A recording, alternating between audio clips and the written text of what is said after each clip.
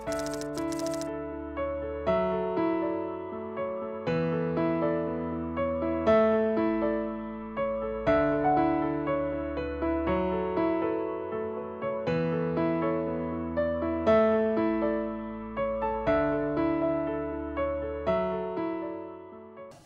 দেখো আমরা হচ্ছে এখানে এখন জীবাশ্ম জ্বালানিকে একটু অ্যানালাইসিস করার ট্রাই করব। যেই গাছটাকে ডিকম্পোজ করে আমরা জীবাশ্ম জ্বালানিগুলো পাইছিলাম, এই জীবাশ্ম জ্বালানিগুলো আসলে একটা বিশাল ক্লাস অফ কম্পাউন্ডসের অংশ। তো সেই বিশাল ক্লাস অফ কম্পাউন্ডসটা আসলে কি? সে বিশাল ক্লাস অফ কম্পাউন্ডস একটা সুন্দর নাম আছে, সেই নামটা হচ্ছে অর্গ্যানিক কম্পাউন্ডস। সো এই অর্গ্যানিক কম্পাউন্ড আসলে এতটাই সুন্দর, সেই কারণে আমি আসলে এখানে একটা স্মাইলি দিয়ে দিছি। আসলে এরা সবসময় হ্যাপি ফেসে থাকতে পছন্দ করে। তো এই অর্গ্যানিক কম্পাউন্ডস বা জৈব যৌগ, এটার অপর নাম হচ্ছে জৈব যৌগ। তো এই জৈব যৌগ বা অর্গ্যানিক কম্পাউন্ডস এরা আসলে কি, এদের বলতে আসলে কি বোঝায়, মানুষ কি মিন করে, অর্গ্যানিক কম্পাউন্ড আসলে কি?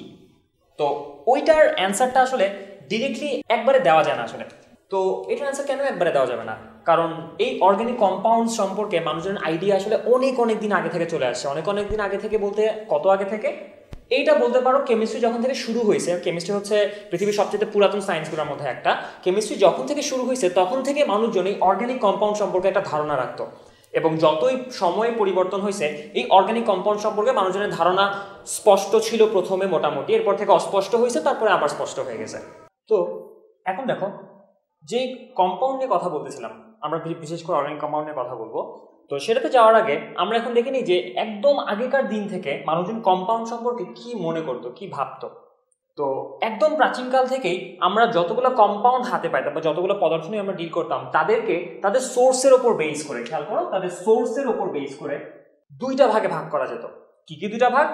একটা ভাগকে বলা হতো হচ্ছে ইনঅর্গ্যানিক বা অজৈব, আর আরেকটা ভাগকে বলা হতো অর্গ্যানিক বা জৈব। তো এই যে বললাম সোর্সের উপর বেস করে কম্পাউন্ডগুলোকে দুইটা ভাগে ভাগ করা যেত। তো এই সোর্স জিনিসটা আসলে কি? তো দেখো যে আগেকার দিনে কিছু কিছু কম্পাউন্ড ছিল যেসব কম্পাউন্ডকে বানানো সম্ভব ছিল, এনিহাও সেগুলোকে সিনথেসাইজ করা যেত, অথবা তাদেরকে হচ্ছে রক মাইন থেকে কালেক্ট করা যেত। এবং এমনও কিছু কিছু কম্পাউন্ড ছিল, সে ফর এক্সাম্পল হচ্ছে আমাদের ভোজ্য তেল, অথবা ধরো হচ্ছে সাবান টাইপের কিছু একটা, এই টাইপের যতগুলো কম্পাউন্ড ছিল সেই কম্পাউন্ডগুলোকে আসলে মানুষ কোনোদিন বানাতে পারে না নিজের হাতে। এগুলোকে সবসময় নেচার থেকে কালেক্ট করতে হতো, এবং নেচার থেকে যে কালেক্ট করতে হতো, এই নেচার থেকে কালেক্ট করার জিনিসটাও ছিল খুবই স্পেশাল। এগুলোকে সব জায়গা থেকে পাওয়া যেত না, এই কম্পাউন্ডগুলোকে শুধুমাত্র লিভিং সোর্স থেকে পাওয়া যেত। ওকে, সো আমি কথাটা আবার স্পষ্ট করি। আমাদের দুনিয়াতে দুই টাইপের কম্পাউন্ড ছিল সোর্স হিসাবে। আচ্ছা, তো এক টাইপের কম্পাউন্ড হচ্ছে ইনঅর্গ্যানিক, যাদেরকে হচ্ছে তৈরিও করা যেত এবং যাদেরকে হচ্ছে রক মাইন থেকে কালেক্ট করা যেত।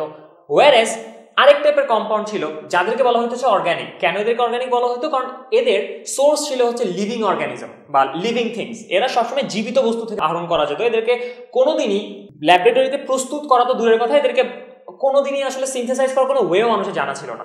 এই ছিল হচ্ছে আমাদের মোটামুটি কম্পাউন্ডের শ্রেণী বিভাগ। তো এখন আসো এই ধারণাটা আস্তে আস্তে কতটা নাটকীয় পর্যায়ে চলে যেতে পারে সেটা একটু দেখি।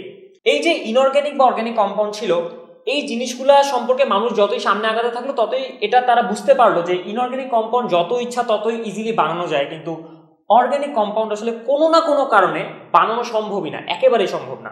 আচ্ছা, তো এই বানানো সম্ভব না বা একেবারেই সম্ভব না, এই ধারণাটা একটা সাইন্টিফিক থিওরিতে রূপ নেওয়া শুরু করলো আস্তে আস্তে। এটা কবেকার ঘটনা? এটা হচ্ছে অলমোস্ট 18 শতাব্দীর একেবারে শেষ দিকের ঘটনা। ওই সময় থেকে সাইন্টিফিক রাজ্যের মধ্যে একটা কথা প্রচলিত হয়ে গেল। সেই কথাটা কি ছিল? সেই কথাটা ছিল হচ্ছে ভাইটালিজম। সো এই ভাইটালিজম ধারণাটা আসলে কি? এই ভাইটালিজম ধারণাটা হলো যে প্রাচীনকাল থেকেই যখন আমরা দেখতে পাচ্ছি যে অর্গানিক কম্পাউন্ড তৈরি করা সম্ভব না, তখন এই ধারণাটা পয়েন্ট আউট হইলো যে অর্গানিক কম্পাউন্ড যেহেতু লিভিং সোর্স ছাড়া কোনো একটা জায়গা থেকে পাওয়া যাচ্ছে না, তার মানে এটার আসলে অরিজিনটা কি? এইটার অরিজিনটা হলো ভাইটালিজম। তো ভাইটালিজম জিনিসটা কি? ভাইটালিজম জিনিসটা হলো এমন একটা শক্তি যেটা অর্গানিক কম্পাউন্ড তৈরিতে সাহায্য করে, প্রমোট করে। তাহলে মোদ্দা কথা কি দাঁড়ালো? মোদ্দা কথা দাঁড়ালো যে যাদের মধ্যে ভাইটালিজমটা আছে বা যারা ভাইটালিজমকে বুঝতে পারে, তারাই কেবলমাত্র অর্গানিক কম্পাউন্ড তৈরি করার ক্ষমতা রাখে, অন্য কেউ আসলে রাখে না। তো এখন এই যে ভাইটালিজম জিনিসটা, এটা মানুষের মনের মধ্যে একটা সুন্দর ধারণা তৈরি করে নিল যে এই ভাইটালিজম জিনিসটা শুধুমাত্র লিভিং থিংস এর মধ্যে আছে, শুধুমাত্র যারা জীবিত তাদের মধ্যে আছে।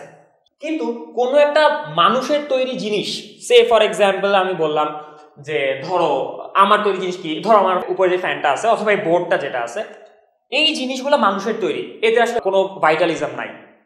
তো এই ভাইটালিজম না থাকার কারণে এই জিনিসগুলো থেকে আসলে কোনোভাবেই কোনো একটা অর্গানিক কম্পাউন্ড তৈরি করা সম্ভব না। সে ফর এক্সাম্পল আমি যদি ল্যাবরেটরিতে হাজারো ট্রাই করি ল্যাবরেটরি ইনগ্রিডিয়েন্টগুলো দিয়ে, সেই ইনগ্রিডিয়েন্টগুলো অবশ্যই হচ্ছে আমি তৈরি করছি বা এনি হাও আমি নেচার থেকে কালেক্ট করছি, কিন্তু ওটা লিভিং সোর্স ছিল না। যেহেতু ওটা লিভিং সোর্স ছিল না, সো আমি ওইখান থেকে কোনোদিনই একটা অর্গানিক কম্পাউন্ড বানাতে পারবো না। এই ছিল হচ্ছে মানুষজনের মনের মধ্যে ধারণা, এবং এই ধারণাটা হচ্ছে একটা সাইন্টিফিক থিওরিতে রূপ নিল। সেই থিওরির নাম হচ্ছে ভাইটাল ফোর্স থিওরি। এবং এই থিওরিটা আমাদেরকে একটা পর্যায়ে এসে স্টপ করতে বাধ্য করলো। এই থিওরিটা আসার পরে আমাদের মনের মধ্যে কি ধারণা তৈরি হলো? আমাদের মনের মধ্যে ধারণা তৈরি হলো যে অর্গানিক কম্পাউন্ড এটা খুবই স্পেশাল, এই জিনিসটা তুমি তৈরি করতে পারবে না, সো এটা বানানো ট্রাই করো না। এই টাইপের একটা মেন্টালিটি মানুষের মাথার মধ্যে চলে আসলো, এবং এটা খুবই বাজে একটা কাজ ছিল। তো এই জিনিসটা আসলে ব্রেক থ্রু করা হইলো। কবে করা হইলো? এটা করা হইলো হচ্ছে 19 শতাব্দীর মোটামুটি শুরুর দিকে। মোটামুটি শুরু মানে কত শুরু সেটা একটু বলি। সেই শুরুটা হলো 1828 সালে। এই সময় কি ঘটেছিল? এই সময় একজন মানুষ ছিল, তার নাম ছিল হচ্ছে ফ্রেডরিক বোলার। উনি একজন কেমিস্ট ছিলেন। তো ল্যাবে কাজ করার সময় অ্যাক্সিডেন্টালি ওনার কিছু গড়বড় হয়ে যায়। তো কিরকম সে গড়বড়টা ছিল? তিনি তার কাজ করার জন্য অ্যামোনিয়াম সায়ানেট তৈরি করছিলেন। তো অ্যামোনিয়াম সায়ানেট জিনিসটাকে, অ্যামোনিয়াম সায়ানেট হচ্ছে মোটামুটি এরকম একটা জিনিস। তো এই অ্যামোনিয়াম সায়ানেট যে কম্পাউন্ডটা ছিল এটা হচ্ছে পুরোপুরি ইনঅর্গ্যানিক একটা কম্পাউন্ড, এবং এই জিনিসটাকে তৈরিও করা হয়েছিল অবভিয়াসলি ইনঅর্গ্যানিক সোর্স থেকে, কারণ অর্গ্যানিক থেকে আসলে আমাদের কোনো কিছু যায় আসে না, কারণ আমরা অর্গ্যানিক নিয়ে ডিল করতে পারি না তখন পর্যন্ত। সো এই অ্যামোনিয়াম সায়ানেটটা যখন তিনি ল্যাবে তৈরি করলেন, ভুলবশত অ্যাক্সিডেন্টালি তিনি যেটা করছিলেন সেটা হচ্ছে তিনি এখানে একটু বেশি হিট দিয়ে দিয়েছিলেন। সো একটুখানি হিট দেওয়ার কারণে একটা অ্যামেজিং ঘটনা ঘটলো, এবং সেই ঘটনাটা হলো এই কম্পাউন্ডটা চেঞ্জ হয়ে গেল, এবং চেঞ্জ হয়ে খুবই পরিচিত একটা কম্পাউন্ডে পরিণত হলো, যার নাম হচ্ছে ইউরিয়া। এটার ফর্মুলা হচ্ছে মোটামুটি এরকম।